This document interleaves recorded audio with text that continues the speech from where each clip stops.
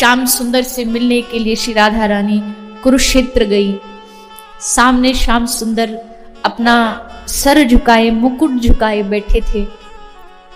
श्री राधा ने पूछा, हे श्याम सुंदर, तुम्हारी आंखों में आंसू क्यों? तुम मेरे प्राण हो, प्रियतम हो, मैं तुम्हारी आंखों में अश्रु देख नहीं सकती, ये विषाद क्यों? कृष्ण ने नेत्र झुका के कहा, हे राधा,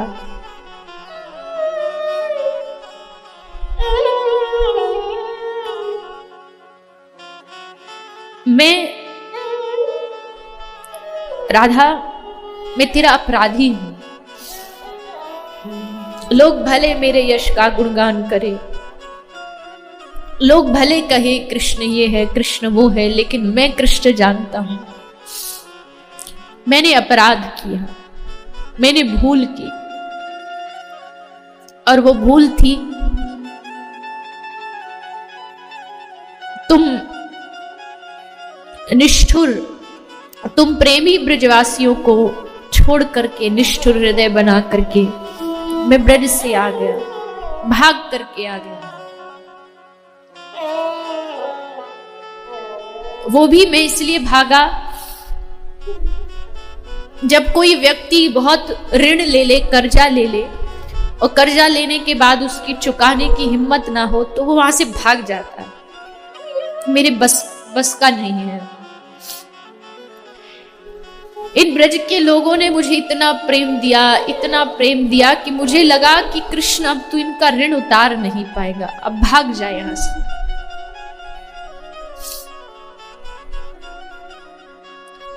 ब्रज के बिरही लोग बेचारे किसको जाके कहें अपने हृदय की व्यथा। कहां कमी थी हमारे प्रेम में जो कृष्ण छोड़ करके चला गया। सुबह होती थी तो कृष्ण का दर्शन करके, रात होती थी तो कृष्ण को देख के, अजी नींद भी आती थी तो भी सपने में कृष्ण ही कृष्ण चलता था। पर उसने एक बार न सोचा, सबको छोड़ चला गया।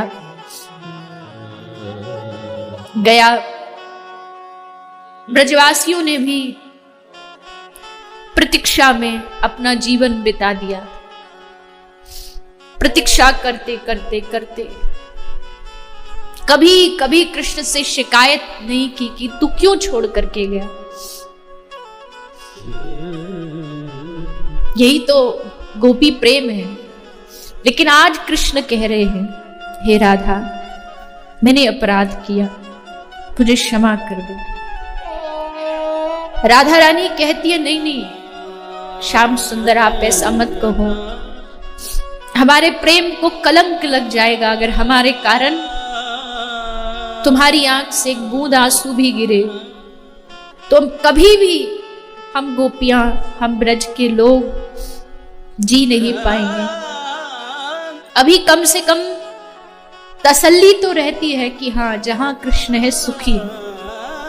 हमें पता है हम ब्रजवासी तुम्हें क्या दे पाए, सूखी रोटी, कभी कोई अच्छा व्यंजन भोजन दे नहीं पाए, कोई व्यवस्था तुम्हें दे नहीं पाए। यहां देखो कितना सम्मान है तुम्हारा, अंगरक्षक तुम्हारे आगे पीछे घूमते हैं, जय जयकार होती है तुम्हारी। ये देख के बड़ा हृदय प्रसन्न हो गया कि तू जहां है खुश है। कृष्ण कहते हैं, राधे, इस द्वारिका में सब कुछ है, इस द्वारिका में सोने का महल है, इस द्वारिका में अंगरक्षक है, दास है, दासियां हैं, मेरा परिवार है, खानदान है, मुझे प्रणाम करने वाले लोग हैं। पर हे राधा, इस द्वारिका में कोई मुझे गले लगाने वाला नहीं है, मुझे प्यार से कोई कन्हैया कहने वाला नहीं है।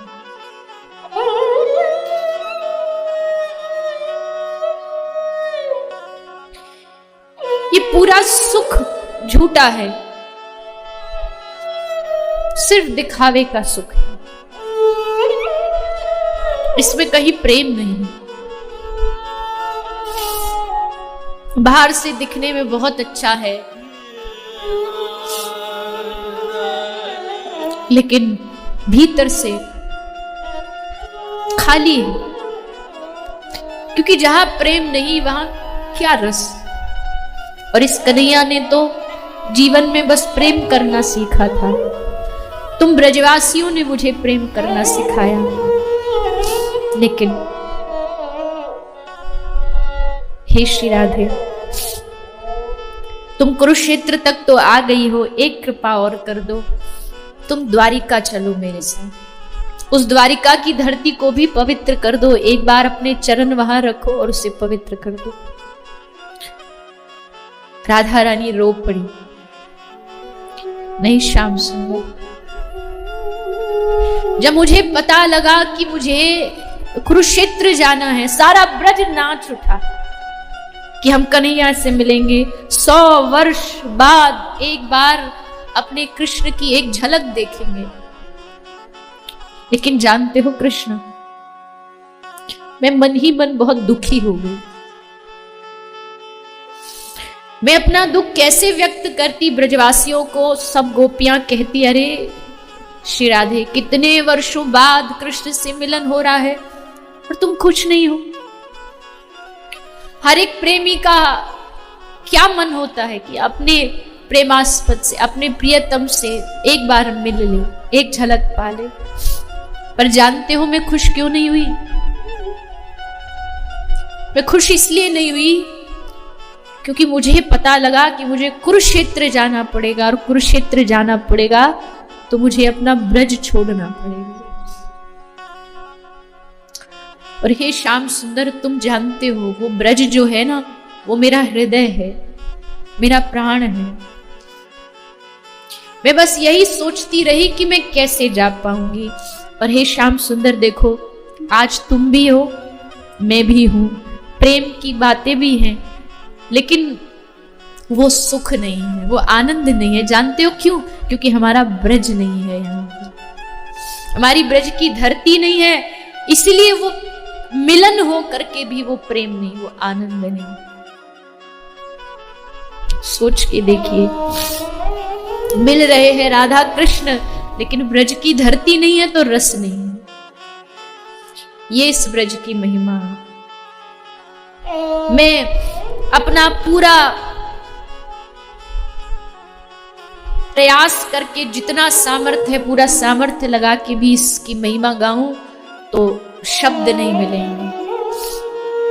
ऐसी ब्रज की धरती है, ऐसी वृंदावन की रज है, ऐसी पूरा ये ब्रजधाम, पूरा ये आदि वृंदावन। और इस वृंदावन में भी जो बरसाना है वो तो श्री राधा रानी के अपने हाथों के द्वारा सजाया गया है। क्षमा करना, लेकिन थोड़ा सा देखो, तीर्थों में भौतिकता तो आई जाती है, समय अनुसार बिल्डिंगें बन जाती हैं, बहुत सारे लोग आने लगते, सब कुछ हो जाता है, लेकिन बरसाना आज भी वही है जो श्री राधा रानी ने सजाया था, बनाया था। गहवर वन आज भी वैसा ही है जो श्री राधा रानी ने एक एक वृक्ष वहां अपने हाथों से लगाए कि ये मेरा वन है, ये मेरा धाम है। और आज भी उस श्रीधाम बरसाना में श्री कृष्ण चारों ओर चहुं ओर देखता रहता है कि कौन श्री राधा रानी का आश्रित यहाँ आए और मैं उसकी सेवा करूं। शाम दृष्टि ललचाही, ललचाता रहता है कि कौन ऐसा उनका प्रेमी आ जाए जिसकी मुझे सेवा का अवसर मिल जाए।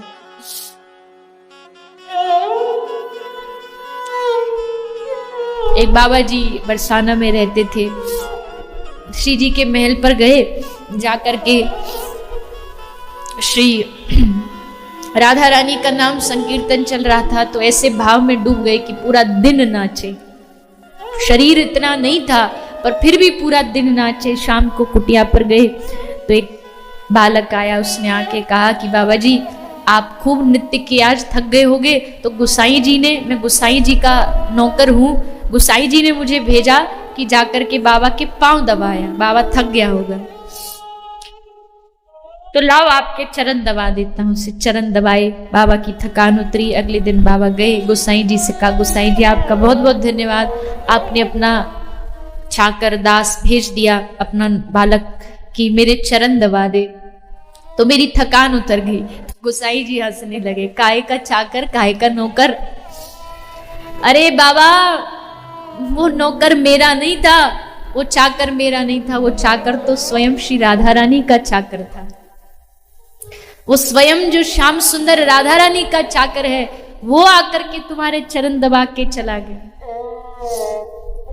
उसे लगा कि मेरी श्री राधा रानी के सामने बाबा नृत्य किए थक गए होंगे, तो श्याम सुंदर जा जा करके ऐसे श्री राधा रानी के जो आश्रित होते उनकी सेवा में लग जाते। ऐसा ये धाम है श्री राधा रानी का, निज धाम। पर उस धाम से प्रेम तभी होगा जब प्रेमियों का संग करोगे। वो करा देंगे तुम्हें उससे प्रेम, न चाह करके भी जबरन तुम्हारा उससे ऐसा रिश्ता जोड़ देंगे कि तुम लाख कोशिश करो कि सारी दुनिया में ही भगवान है, कोई अकेले उसी जगह थोड़ी है। कितना भी तुम प्रवचन दे लो इस बात का, लेकिन जब प्रेमी तुम्हें उस धाम का रंग लगवाएंगे ना, तो तुम ये नहीं कह पाओगे कि सब जगह एक ही है। एक जगह मानते हैं हम, लेकिन धाम में जो रस है, स्वयं राधा रानी कह रही हैं, वो वहां नहीं मिला उन्हें जो इस धाम में मिला। इसलिए श्री कृष्ण ने इस धाम को चुना आने के लिए। एक बार अर्जुन ने पूछा कृष्ण से, और जरा अकड़ से पूछा। आदि पुराण की कथा है, अकड़ से पूछा थोड़ा सा कि आप ये गोपियों की बड़ी प्रशंसा करते रहते हो। तो श्री कृष्ण ने बड़े क्रोध में आके अर्जुन को कहा, निजांगमपि या गोप्यो ममेति समुपासते ताभ्यः परम न मे पार्थ निगूढ़ प्रेम भाजनम। खबरदार अगर तुमने गोपी के बारे में कुछ कहा तो अरे पार्थ, अरे अर्जुन, तू गोपी की चरण धूल लेने के भी योग्य नहीं है। श्री कृष्ण ने अर्जुन को कहा है।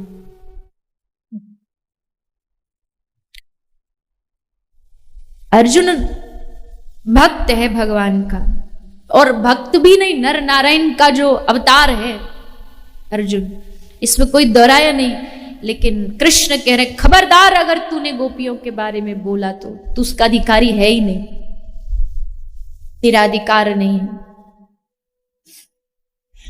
गोपी अपने शरीर को अपना नहीं मानती।